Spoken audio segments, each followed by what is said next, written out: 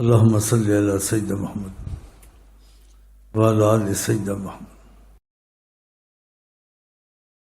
نبی کریم کے طریقے کے خلاف چلنا، چھوٹی چھوٹی باتوں میں خلاف چلنا۔ اب ایک مثلا عام بات ہے، نماز تو ہو جاتی ہے، نبی کریم نے کبھی ہاتھ کھول کے نماز پڑھی ساری عمر؟ کبھی نہیں پڑھی۔ یا یہاں ہاتھ باندھا، جہاں بھی ہاتھ باندھا،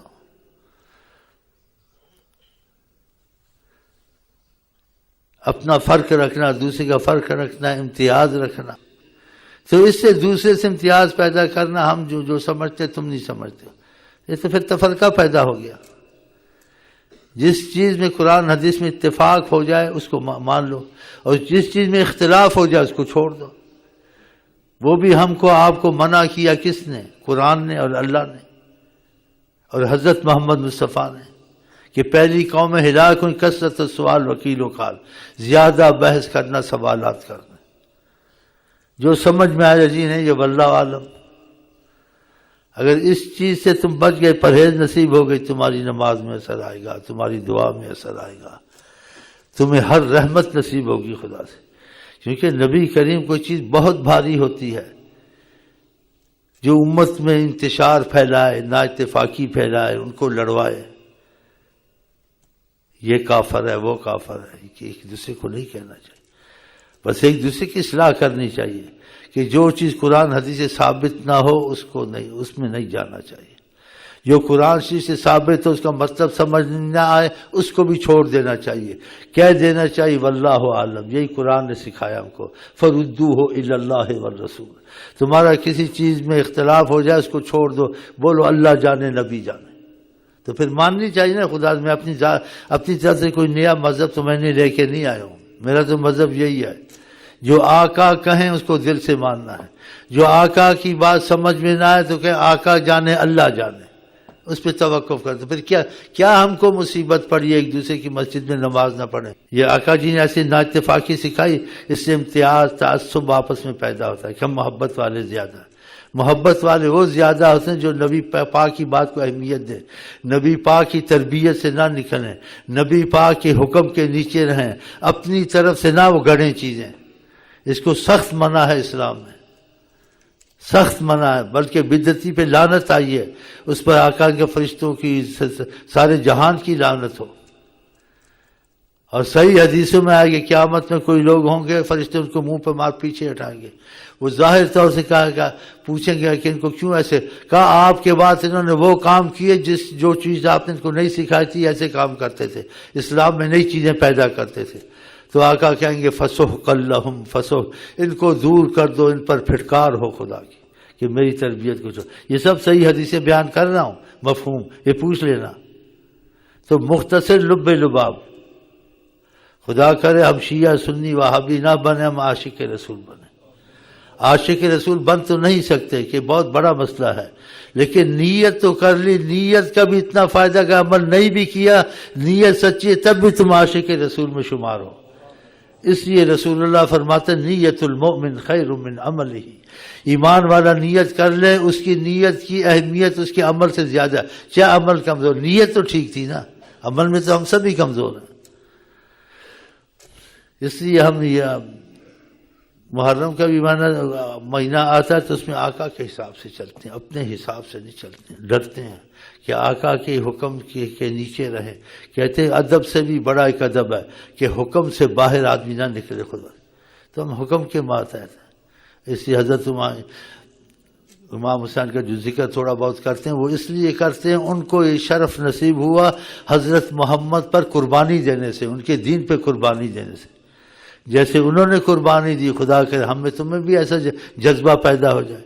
یہ تو ہے کہ ہم پیٹتے پھرے اور یہ کرتے پھر، یہ تو سکھایا نہیں اسلام نے، نہ نبی کریم نے سکھایا۔ یہ تو آپس میں تفرقہ پیدا کرنا، امتیاز پیدا کرنا، نئی باتیں نکالنی ہے۔ تو جو اختلاف کی چیز ہو اس میں نہیں پڑنا ہے، اختلاف سے دور رہنا ہے۔ محبت وہی ہے کہ نبی کریم کے تابع ہو کے رہے، اپنی طرف سے نئی چیزیں نہ نکالے، دین میں سخت منع ہے۔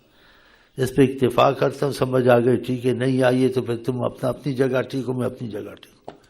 ہاں میں تو ایک ہی بات کہوں گا، میں خدا کے سوا اور اللہ نبی کے سوا کسی کو نہیں مانتا، نہ کسی نبی کو، نہ کسی ولی کو، نہ کسی امام کو۔ اگر مانتا ہوں غلام مصطفیٰ سمجھ کے مانتا ہوں۔ ہاں میرا عقیدہ یہ ہے، ہمیں تو اختلاف ہے نہیں، ہم کہتے ہیں کسی سے اختلاف ہو نہ ہو علیحدہ، لیکن رسول اللہ سے اختلاف یہ تو عذاب ہے، خدا کا غضب ہے کہ نبی سے تم کو اتفاق نہیں ہے۔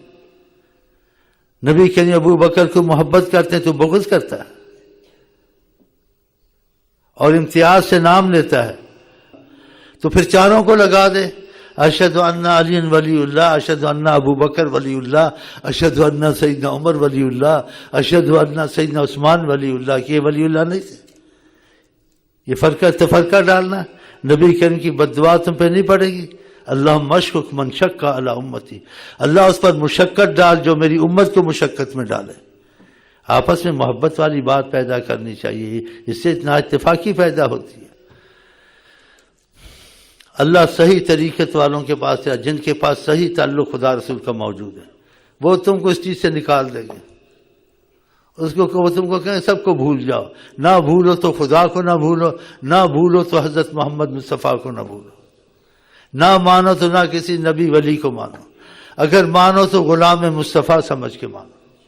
ہاں تو کتنی اچھی بات ہے، انبیاء اتنے بڑے بڑے، ان کو غلامی رسول اور امت رسول کی تمنا کی کہ ہمیں امت رسول بنا، تو یہ چیز بہت بڑی مصیبت ہے، یہ آپس میں نا اتفاقی امتیاز کرنا، تعصب پیدا کرنا، ایسے کام کرنا، یہ بریلی مسجد، دیوبندی مسجد، یہ بارگاہ امام، ایسی باتیں نہیں کرنی چاہیے، اور ایسے لوگوں سے گھل مل کے نہیں رہنا چاہیے جو خدا رسول کے طریقے سے نکالے۔ ہاں اس سے مشقت میں پڑو گے، مصیبت میں پڑو گے، اس پرہیز نہیں کرو گے، تمہاری نماز میں اثر نہ ہوگا، نہ کسی چیز میں اثر نہیں ہوگا، کیونکہ نبی کریم کی دل کو ملال دینا بہت بڑی مصیبت ہے۔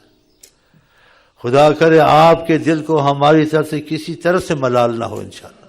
ہم اس چیز کو سوچتے ہیں، میں جب تھوڑی اپنی بات منوانا چاہتا ہوں یا تمہاری ماننا چاہتا ہوں، میں یہ کہتا ہوں ہم تم نبی کریم سے اختلاف نہ کریں، ہر چیز میں اتفاق کریں، اور نبی کریم کی تربیت تعلیم سے باہر نہ نکلے، ہم اسی کے اندر رہیں۔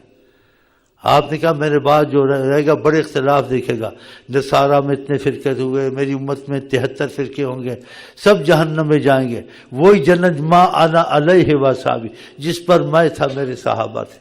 جو کام ابو بکر نے نہیں کیے، حضرت عمر نے نہیں کیے، حضرت علی نے نہیں کیے، وہ کام نہیں کرنے چاہیے۔ آقا جی نے ایسے کہا ہے، ہاں تو اس سے نہیں نکلنا چاہیے۔ نہ پکا حنفی نہ وہابی نہ ہے، پکا عاشق رسول نیت کر لے، وہ بنے نہ بنے نیت میں خدا اس کو بنا دے گا۔ اگر تم اختلاف سے بچ گئے، پرہیزوں سے بچ گئے، تو تم نمازیں تو وہی نمازیں ہیں، درود بھی وہی درود ہے، اثر خود ہے۔ اب اثر کیوں نہیں ہے؟ اسی واسطے اثر نہیں ہے نا کہ رستے سے اکھڑ گئے، رستے سے بھٹک گئے، اور عوام بیچارے جدھر کوئی گھسیٹے جاتے ہیں، اور ہم کو خدا نے بھیجا ہے تم سب کو عاشق رسول بناؤ، اور انشاءاللہ لوگوں کو اثر ہوتا ہے جب وہ عمل کرتے ہیں، وہ فائدہ دیکھتے ہیں، فائدے کی بات قائل ہوتے ہیں۔ فائدے سے پہلے بات کو انسان سوچتا ہے، تو تجربہ کرے، میری بات کا تجربہ کریں آپ، دیکھیں آپ کی نماز میں تیزی آئے گی نہیں آئے گی، آپ کے درشی میں زیادہ رحمت آئے گی نہیں آئے گی، آپ کے کام بنے گے نہیں بنے گے، سب کچھ جب شروع ہو جائے گا آپ کہیں گے شیخ امین صحیح کہتا تھا، اللہ شیخ امین کو جزائے خیر دے۔ تو ہم کو آپ کو نبی سے اتفاق ہونا چاہیے، اختلاف نہیں ہونا چاہیے۔ نبی سے اختلاف کرنا کتنی بڑی مصیبت ہے۔